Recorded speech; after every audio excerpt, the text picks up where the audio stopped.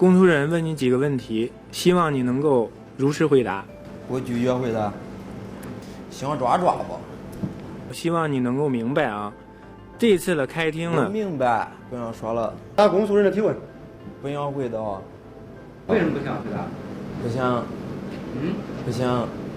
这是你最后的机会，希望你珍惜。不要了。你为什么要杀他？好玩，好玩。大二频道应答集。那刚才我们看到庭审态度恶劣嚣张的人叫冯双富，他被指控犯有故意杀人罪，但好像和其他庭审现场的嫌疑人不太一样，一般都是会据理力争，给自己洗脱罪行，然后用一个良好的态度争取得到宽恕。但这个冯双富却完全是拒不配合，蔑视法庭和被害人及其家属，以至于很多媒体都称他这种态度简直就是最恶心的死刑犯。所以今天我也沿用这个标题但我在这个恶心上面要先打上一个引号，因为最后还是要分析一下他究竟为什么要做到这么恶心呢？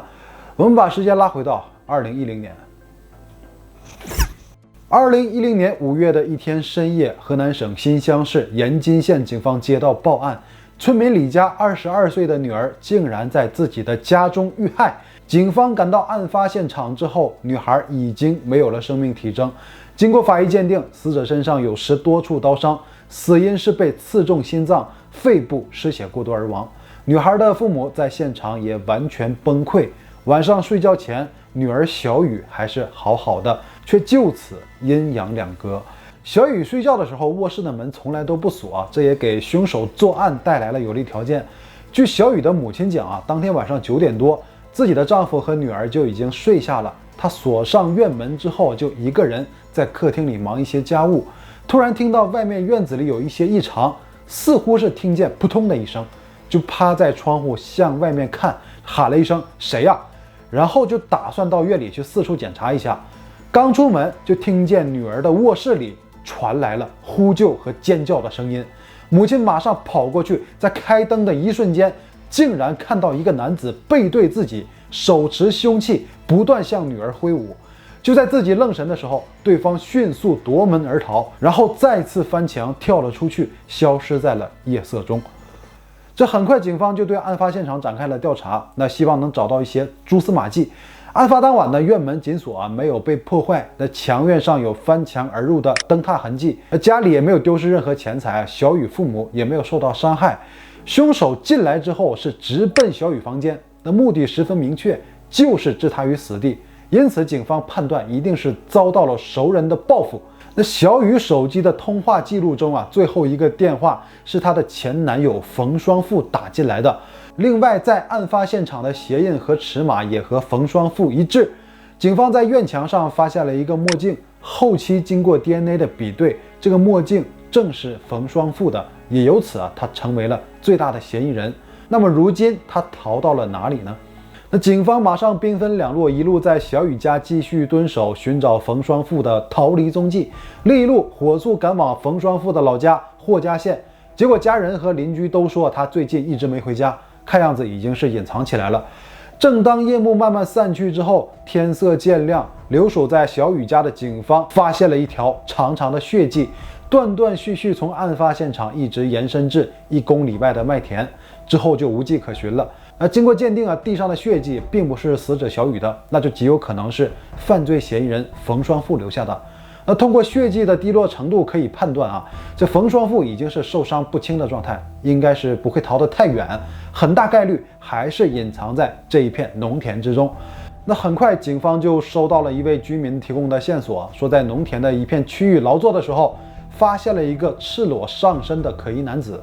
于是警方集中大批警力和警犬在那片农田展开搜查，很快他们就发现了躺在农田里浑身是血的冯双富，他手里还拿着当时作案用的匕首，并且当时已经是神志恍惚的状态。警方迅速实施了抓捕。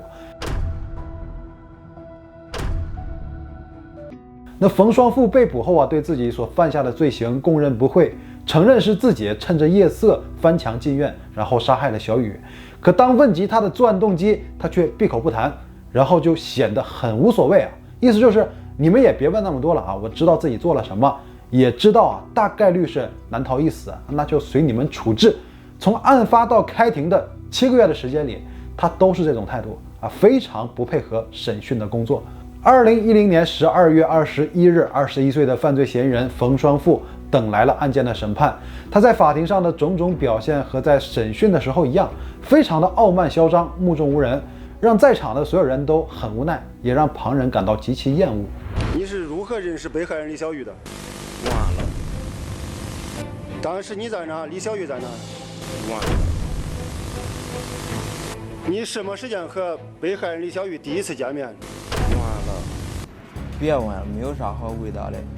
好，李小雨是不是你杀害的？是你杀的吧？你烦不烦？我再问你最后一个问题，你现在后悔不后悔？不后悔。啊？不后悔。那冯双富的父母看到儿子犯下如此罪行，却在法庭上没有一个良好的态度，这让他们非常着急，一直努力劝说让他积极配合法庭。那父亲也是难过到泣不成声。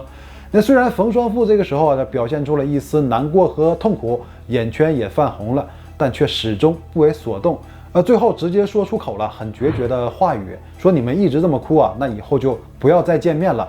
甚至还说你们走吧，你们不是我的父母，试图用口头断绝关系来威胁，不让父母再劝导自己。这明明是他罪大恶极，最终面对庭审，非但不认罪伏法，反而却摆出一副无赖的嘴脸啊！面对受害者父亲的提问，竟然说做这一切都是因为好玩儿。为啥把李小雨杀？李小雨对你有啥呢？好玩。你就这样的态度吗？是什么让他在法庭上还能如此嚣张和冷漠？那作为前男友啊，他和受害人之间又能有什么深仇大恨呢？这冯双富被捕之后交代过一些事情，再加上双方父母的一些证词，大体上可以勾勒出事件的全貌，也可以推断出他这么做的动机何在。2009年的夏天，在江苏打工的冯双富和小雨相识了，这两人竟然还是老乡，这让他们有了很多共同话题。很快他们就确定了恋爱的关系，在江苏相处得非常好，有时间两个人就会聚在一起。那几个月之后仍处在热恋期的两人决定让关系更进一步，冯双富就将小雨带回了河南老家。漂亮懂事的女孩小雨自然就得到了冯双富父母的认可，两个人也经常一起回家看望，平日里的感情也都没有任何矛盾存在，情投意合的。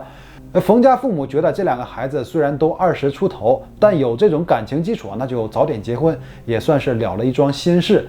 于是小雨也带着冯双富回到自己家见父母，但不知道是出于什么原因父母就非常不看好冯双富，所以两人在一起的事情就遭到了强烈的反对，这让他感到非常诧异，也十分沮丧。然而如果两个人真心想在一起一起努力的话，这些困难应该也能够克服。但是女友的做法让他十分伤心。从小都很孝顺的小雨就不想在感情问题上和家人产生矛盾，于是他听从了父母的意见，和冯双富提出了分手，然后就独自一人回到江苏工作。那可是冯双富非常执着就很快又找到了小雨，一再挽回之下，两人又重新和好了。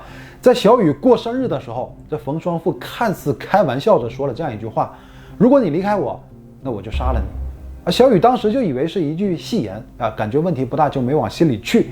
两人恢复关系后呢，就感情再次升温经常约会在一起。冯双富也还是会把小雨带回家里，他的父母就总想着让这一段关系赶紧有一个结果但是也知道女方那边的长辈都不同意，于是他们就决定硬着头皮亲自去见小雨的父母聊一下这个事情，并且直接是带好了礼金，如果顺利就把这事儿给定下了。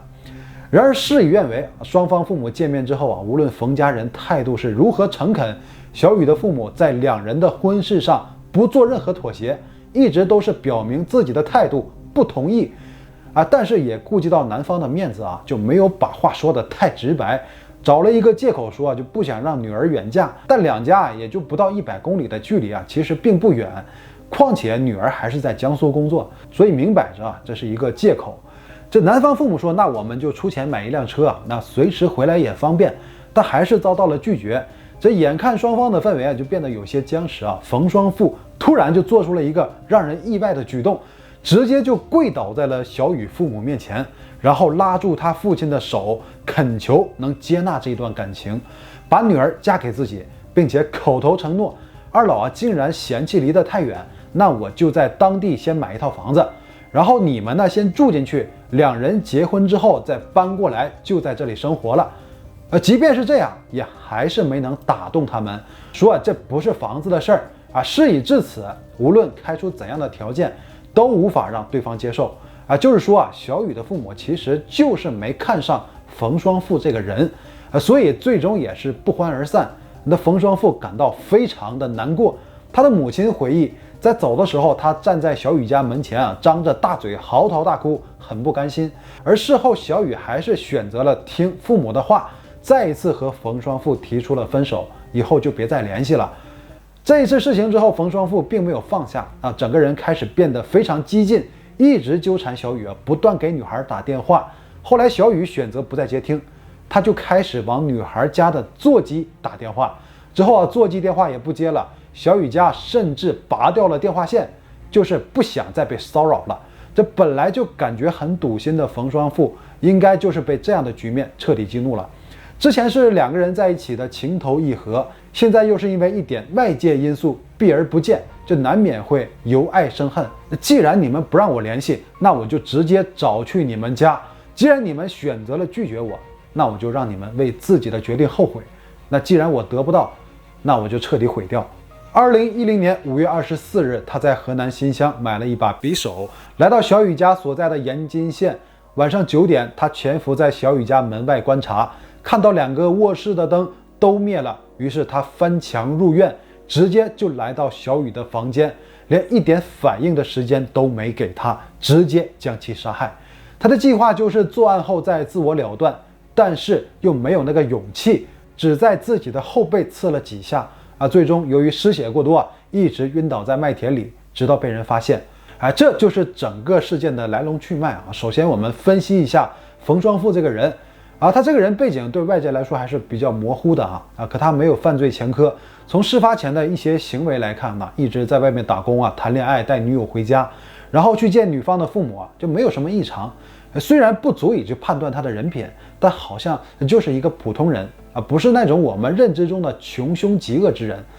可是在庭审现场表现出的那种嚣张和傲慢，却是绝大多数犯罪嫌疑人都做不到的。在一个21岁的年轻人怎么可能做到这种程度甚至可以说是如此让人作呕呢？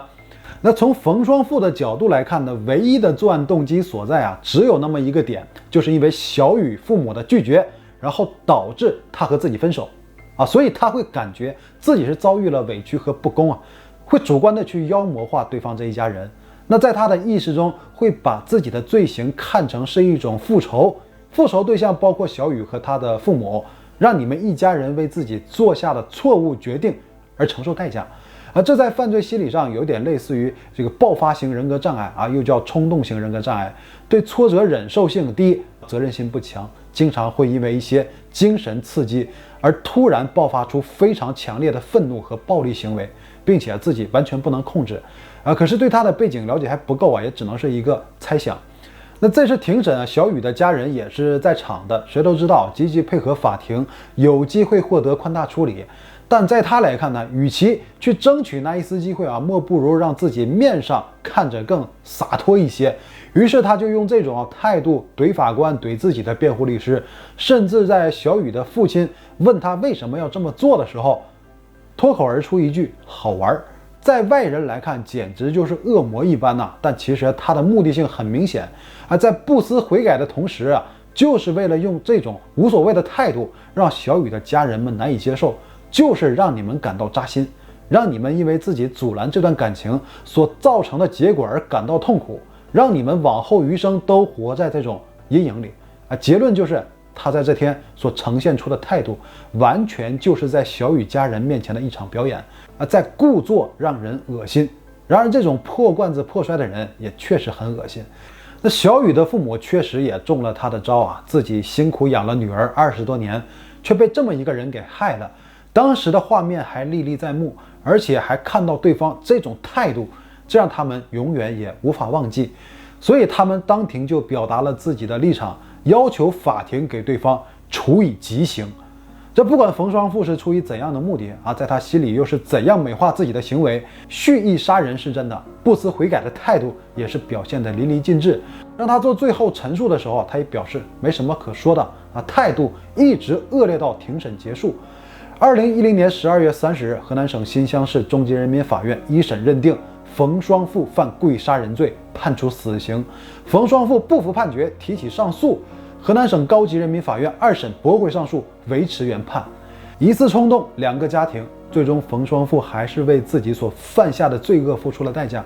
而他在庭审现场这种又恶臭又恶心的表演，也会伴随着这个名字遗臭万年。以上就是本期的所有内容，到最后不要忘了点赞、订阅、再见，谢谢你了，拜拜。